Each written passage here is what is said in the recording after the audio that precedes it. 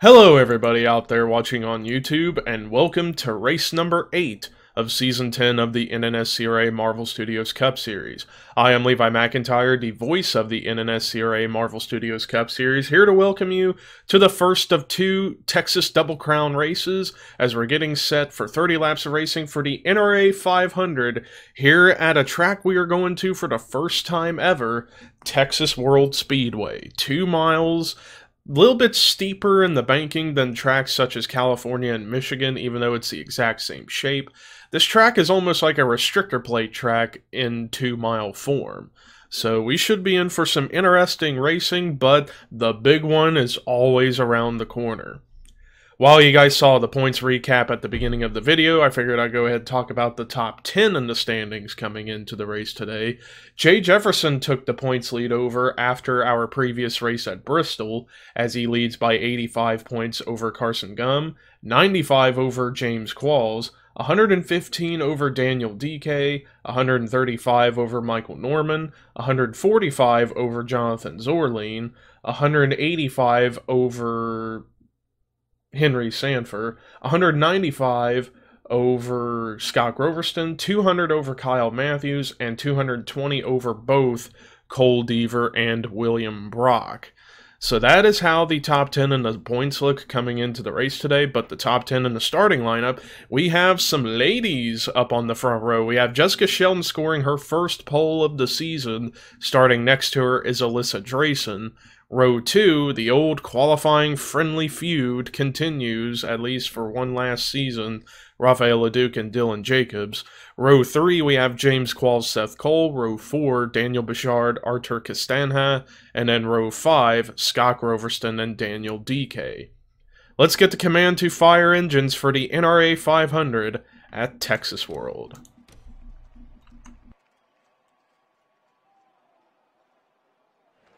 Drivers, start your engines!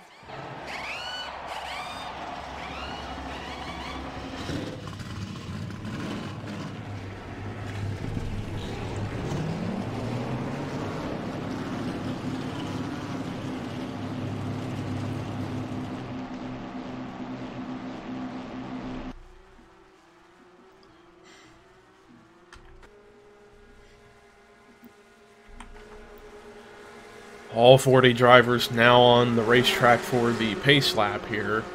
So a reminder, with this track, this is the first time ever in the history of this series that we have raced at Texas World Speedway. And like I said, with how steep the banking is at this track is almost like a Daytona Talladega-esque racetrack, but it's just 2 miles. Same shape as Michigan and California Speedway, but a lot faster and a lot more crazy. So, not only are we going to see some really good racing, but we may be in for a wreck fest. I have done some testing, and while I saw really good racing, I also saw quite a bit of wrecks, including massive wrecks. So we could be in for the wreck of the season, possibly, if it were to occur. I could be eating my words, but we'll see how it all plays out. But yeah, Jessica Sheldon, who's trying to rebound after not having the best last couple of races, as she wants to get back into the top 10 in the point standings and get in contention for the championship as the season wears on. Pace car is in pit road, so ladies and gentlemen, it is time to boogity boogity boogity go racing.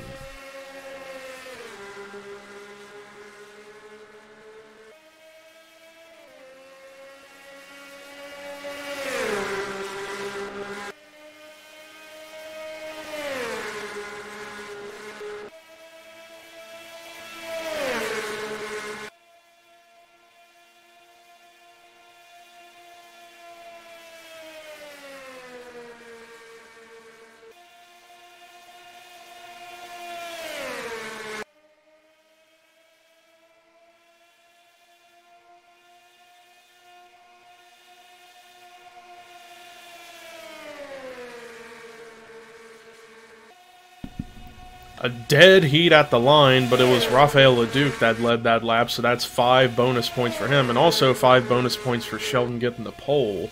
But now James Qualls is back up here at the front of the field, as James Qualls looking for a second win of the season, as despite not Bristol, but Talladega not being that great for him, he's been top 5 in the point standings really since after the Daytona 500. He's just been up there in that top 5 spot in the standings, so he's definitely a driver to look out for this season as far as potential championship contenders. At least early on, things can easily change on a whim, as given how far removed from reality this season has been so far. And speaking of that, here comes Daniel Bouchard. Daniel Bouchard managed to qualify his way into the race today, trying to get the lead, but look at Daniel DK. Although he slowed down considerably on the inside lane, I guess he didn't want to make that move right off the bat. I thought DK was going to try and make it 3 wide for the lead, which he did, but he backed off the throttle significantly. Maybe there just wasn't enough grip for him all the way towards that white line in turns 3 and 4. But now he falls back in line behind Rafael Leduc for the second spot, but now Leduc has the race lead back, for the time being at least. I'm gonna watch this inside lane and watch and see. No, maybe it's not. Maybe DK just had a misjudgment on the throttle control.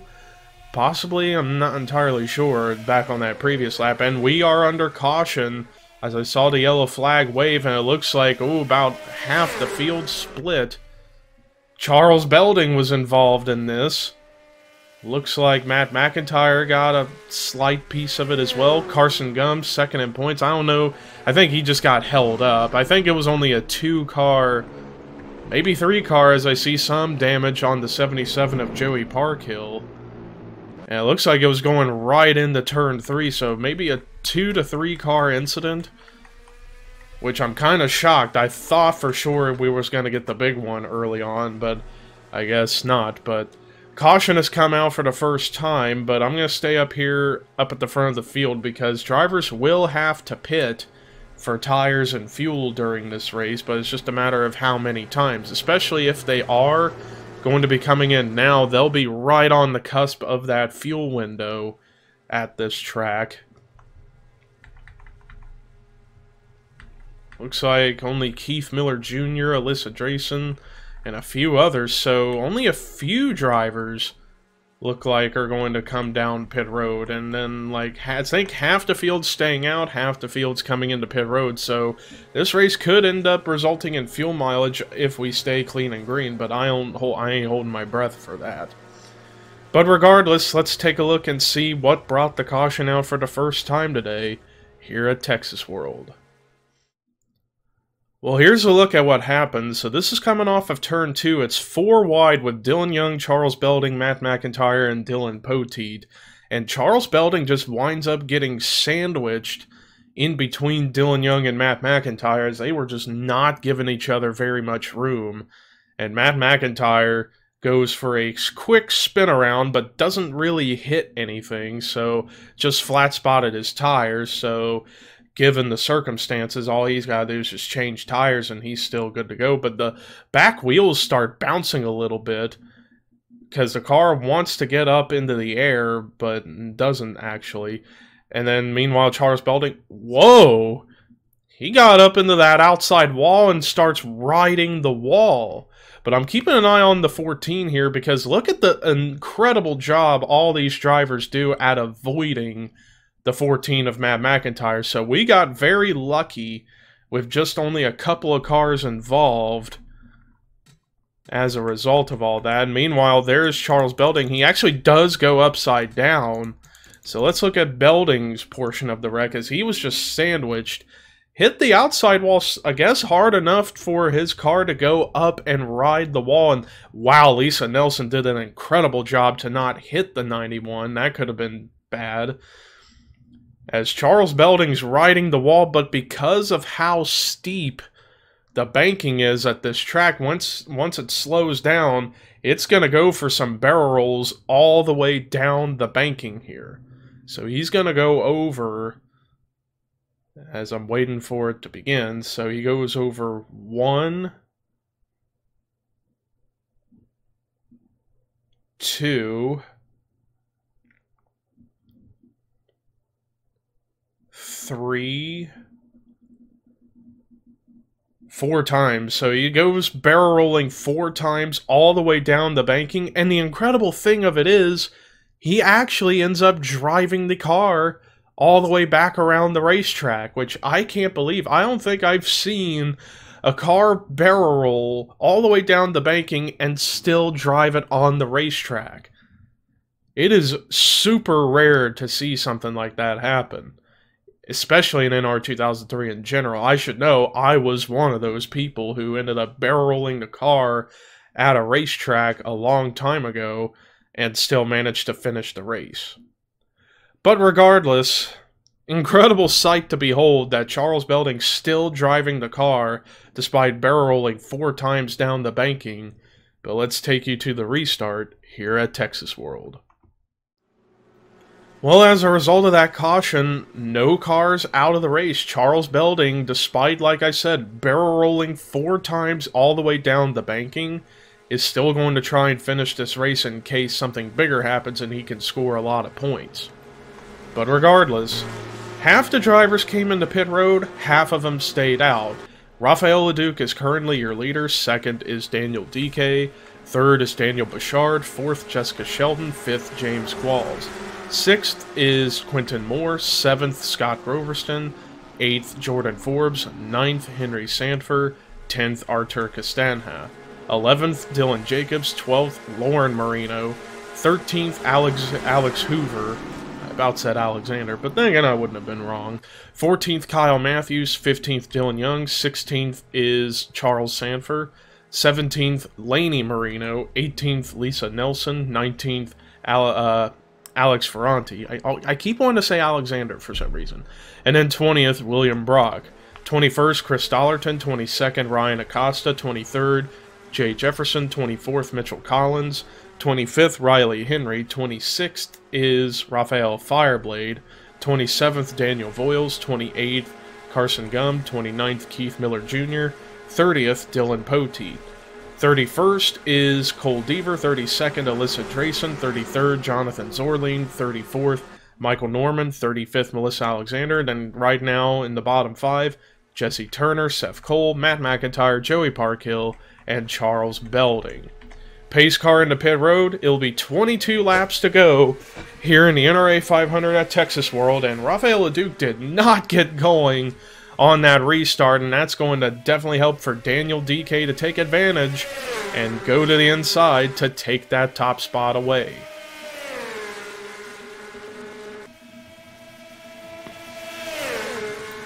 As like I keep talking about with Daniel DK, he's been very impressive. He's been top 5 in the standings since week 1 back at Daytona in the Daytona 500, and the lowest he's been in the standings since is where he is right now in 4th. And right now having an excellent day going for himself, but he just lost the lead as here at the line, James Qualls just barely beats out Jessica Sheldon for the race lead at the moment. But next season, James Qualls still with the same number and the same team of his own team, Johanna Atwood Motorsports, but it's going to go under a major manufacturer change, going from Dodge to Buick. As like I said in a previous race, Buick and Pontiacs are going to be making their debut in the Marvel Studios Cup Series starting next season. And in fact, speaking of next season, there will be an announcement coming out around the time of All-Star break at Oswego of what's going to happen with the roster for Season 11. Most of the roster is pretty much set, and it's going to be an expanded roster. It's going to be going from 50 drivers to 60 drivers, meaning the go or go home qualifying sessions are going to be even more intense.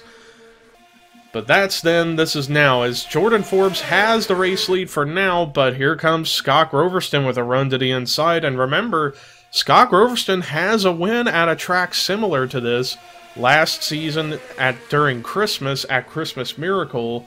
He ended up winning that race, and he went on a hot streak from that point on towards his championship in Season 9.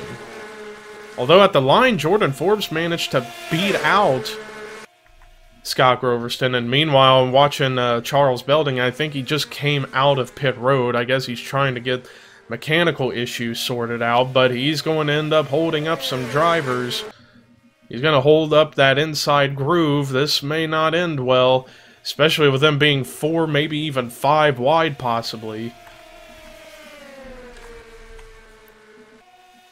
Only the top 5 or so have broken away from all this, as Jordan Forbes searching for his first win of the season, and he comes in 29th in points, 95 points back, or 95 points ahead of 31st in the standings, so he's trying to stay in the top 30 in points heading into Texas Motor Speedway this coming Wednesday. And now Forbes hands the lead back over to James Qualls, but look at the crossover move Forbes is going to go for. Trying to go to the inside, although I think we're under caution again. Yeah, we are under caution. I saw the lights on. Ooh, Mitchell Collins with some damage. Same with Alyssa Drayson. Seth Cole looks like he was involved. Looks like another multi-car incident. Might have been caused by that slower machine of Charles Belding, perhaps. But now the question is, will everybody come into pit road at once, or is it just going to be those drivers that stayed out under that previous caution? Despite 2 cautions, we haven't had the big one, at least not yet. I still have a feeling the big one is bound to occur at this track, considering the testing I've done here. It's inevitable, I feel like. But it looks like the leaders are going to come into pit road now, which is good, because if they come in now, they should be good to go on gas and tires for the rest of the race. Charles Belding staying out an extra lap. It looks like everyone is coming in. Even the cars that pitted under the first caution are coming in. So we're going to go to the pit lane camera to watch and see who will come out ahead on pit road.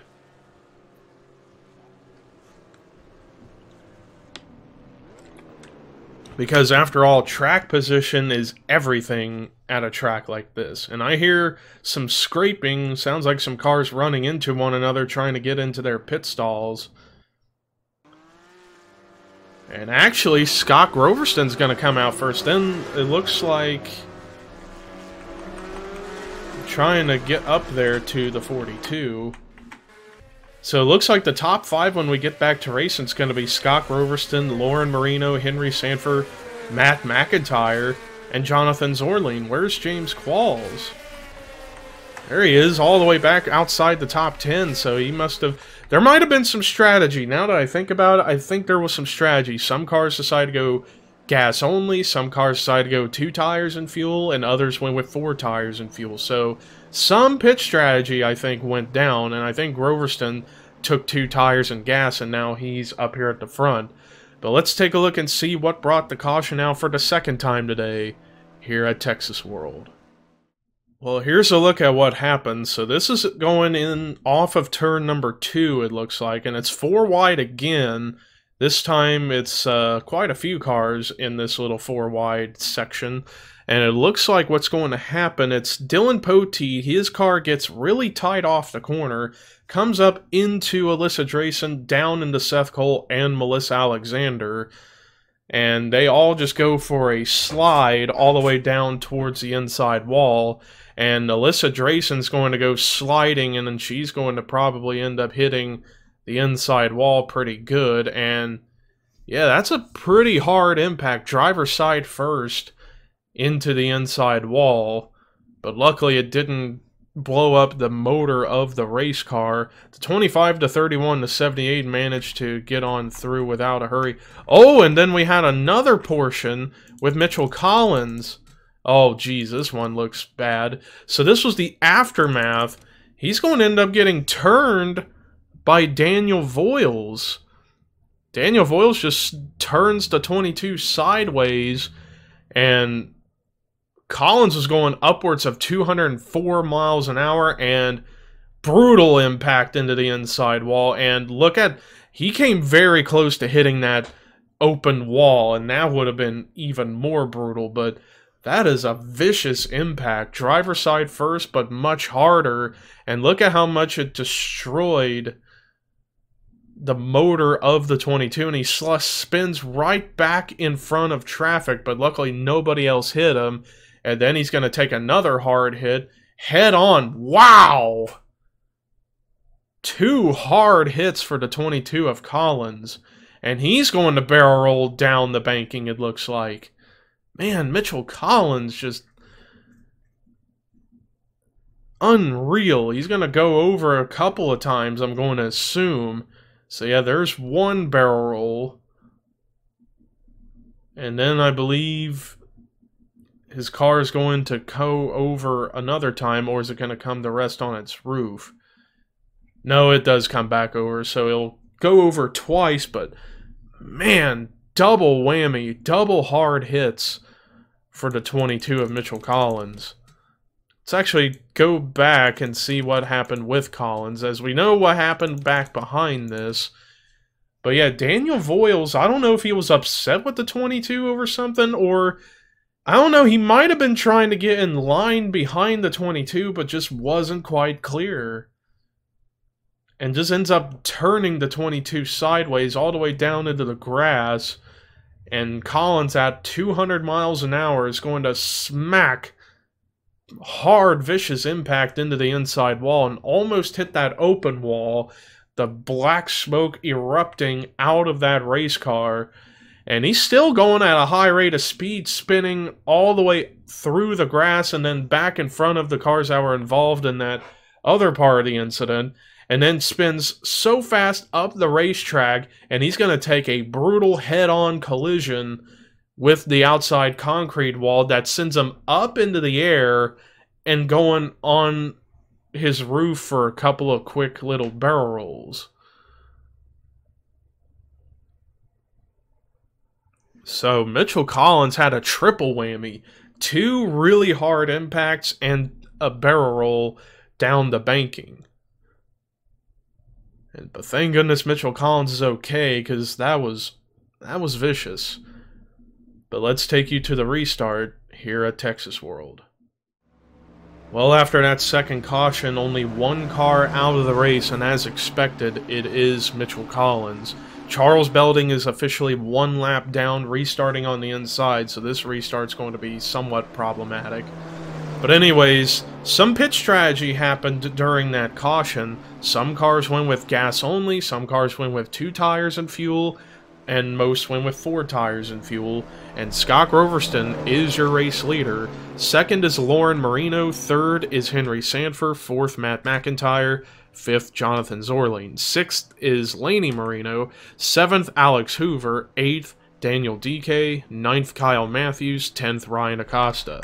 11th is William Brock, 12th Lisa Nelson, 13th Joey Parkhill, 14th James Qualls, 15th, with some rear end damage somehow, is Keith Miller Jr., 16th Rafael Fireblade, 17th Artur Castanha, 18th Charles Sanford, 19th Alex Ferranti, 20th Jay Jefferson. Then the rest of the field is Melissa Alexander, Dylan Poteet, Dylan Jacobs, Daniel Bouchard, Riley Henry with some rear end damage, Chris Dollarton, Carson Gum, Jesse Turner, Cole Deaver, Daniel Voiles, Michael Norman, Dylan Young, Quentin Moore, Raphael Leduc, Jessica Sheldon, Alyssa Drayson, Seth Cole, and with no hood, Jordan Forbes, and he was leading not too long ago, so it sounds like some problems on pit road causing some cars to receive damage.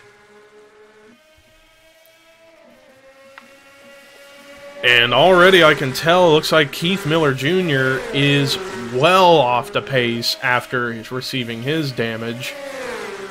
And you even see some right side damage on Artur Castanha's machine. So, yeah, there definitely had to have been some issues on pit road.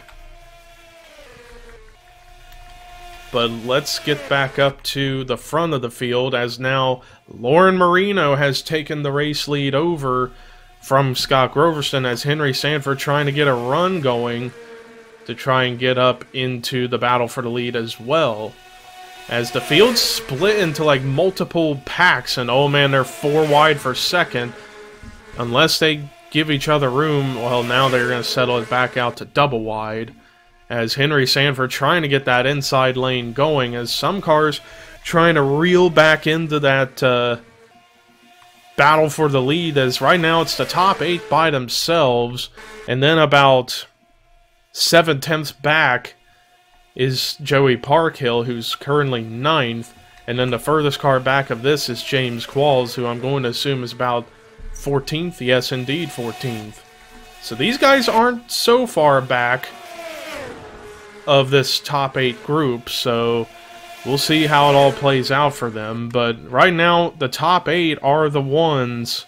Or actually, no, it's the top 9, in fact, because Daniel DK is in the picture now. Right now, if we stay clean and green, it looks like it's going to come down to these top 8 drivers.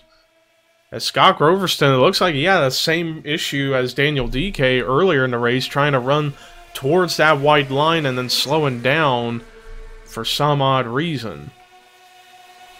But Scott Groverston trying to continue momentum he's got going on his side as he moved up to 8th in the standings, as he's looking to make history and be the first driver in Marvel Studios Cup Series competition to ever win 2 straight championships.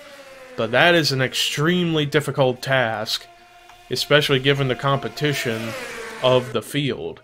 And now Lauren Marino trying to take the lead back, but she has no one behind her to help push. And she's close at the line, but Groverston led the lap. Slowly but surely, that second group of cars is catching up to the top 9. So if they can still work together and get back up there, it could turn into a 14-car battle for the win. And then, not too far behind this, is another group of cars currently led by the points leader, Jay Jefferson, in 15th. I don't know if these guys will catch up to the top 9 or not, but if they can, that'd be something else. As drivers trying to work together in a draft to stay in contention. Although, meanwhile, that second group led by Qualls currently is starting to lose a little bit of time. As Scott Groverston's still hanging on to that spot, but Lauren Marino is still working hard trying to get that inside lane going in hopes of getting that race lead.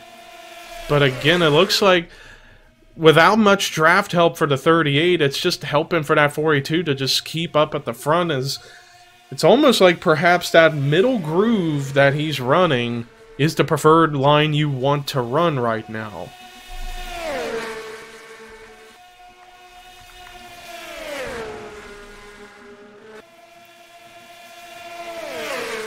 Daniel DK, who's still searching for his first career win in Marvel Studios Cup competition, he's in the mix as he's trying to get by Matt McIntyre to get up to second, and now that bottom lane's starting to kick in a little bit again. So I don't know if it was just misjudgment on the part of Lauren Marino as to why she couldn't make the move stick on the 42 or not. 6 laps to go, and here comes DK with a huge head of steam, but Lauren Marino says, no, I want the lead more than anybody. I want this more than anybody. But they will be catching up to that slower car of Keith Miller Jr., so this could be a blessing for that second group currently led by William Brock. If Keith Miller Jr. ends up holding up Scott Groverston and this whole group, that could be beneficial for those guys from 10th back to 14th. 5 laps to go, and DK trying to get that inside lane going, and he's going to take advantage of that slower car of Keith Miller Jr. holding up a few cars, as he still holds up Lauren Marino and Matt McIntyre. And here comes that second group. And actually, the two groups finally did merge together, so we could see a bigger group of cars fighting for the win now. But Daniel DK has the race lead. First lap, he's led all day. But Lauren Marino, or actually Lainey Marino, excuse me, is now up here trying to get the lead for herself. A lot of drivers trying to go for their first career wins or first wins in a long time. And now Laney Marino with that push from Scott Groverston is going to help push that 34 to the top spot. It'll be 3 to go at the line when we get there. Looking around to see how these groups of cars are running. And William Brock lost a ton of spots because of that 15 of Keith Miller Jr. But Scott Groverston back to the lead with 3 laps to go. I don't know if they'll catch Jordan Forbes in time for him to cause anything to happen, but regardless, Scott Groverston looking for win number 1 of the season to continue a huge legacy he's already got started. But look at the run. Oh, DK again misjudges it, lets off the gas, and just doesn't quite get that run going. 2 laps to go now here at Texas World.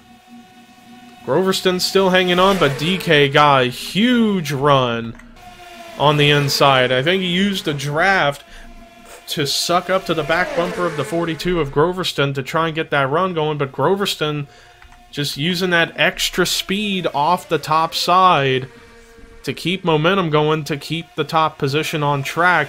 And again, it's just like that inside lane's just not wanting to go right at the moment.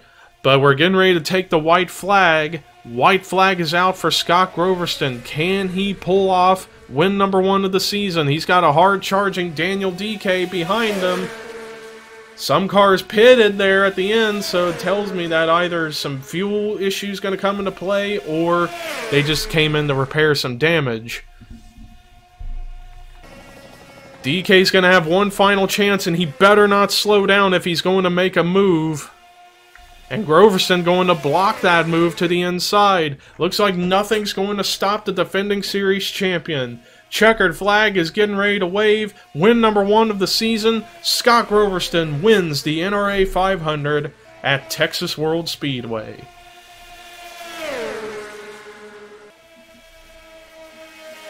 Man, he had to fight a lot of hard-charging competitors right behind him to pull this one off. But win number 1 of the season for the defending series champion, as he's looking to go en route to trying to get a 2nd straight championship. Congratulations to one of the leaders of the Shadow Cult Racing team, Scott Groverston. But let's look at the rest of the results. Man, Daniel DK was really trying, really trying. I think the problem was some of the rookies in this field kind of misjudge that inside lane in turns 3 and 4 and just don't push it hard enough and just end up costing themselves. But regardless, Daniel DK with yet another top 5 finish as he finishes in a strong 2nd place run. So best run of his career up to this point. And then right behind the Marino sisters, Lauren and Laney respectively, finishing 3rd and 4th as they both had up and down days, but both come through with top 5 finishes. Their first career top 5s, as a matter of fact. And then Jonathan Zorline with a phenomenal run in the 5th position, keeping momentum on his side alive. Ryan Acosta with a solid performance in the 6th spot. Alex Hoover with his first career top 10 in 7th. Henry Sanford with a great run in 8th to continue momentum on his side. Jessica Sheldon with a great run in 9th, and Carson Gum with a much-needed run in the 10th spot. Then there's the rest of your top 20, top 30, and the bottom 5 for this week were Melissa Alexander, Seth Cole, Keith Miller Jr., Charles Belding, and Mitchell Collins. So that does it for our coverage here today for the first of 2 Texas Double Crown races. Next time, it's the 2nd race in the Texas Double Crown, the Dickies 500 at Texas Motor Speedway. But until then, here is Scott Groverston's victory burnout, as well as the point standings heading into Texas. And this is Levi McIntyre, signing off.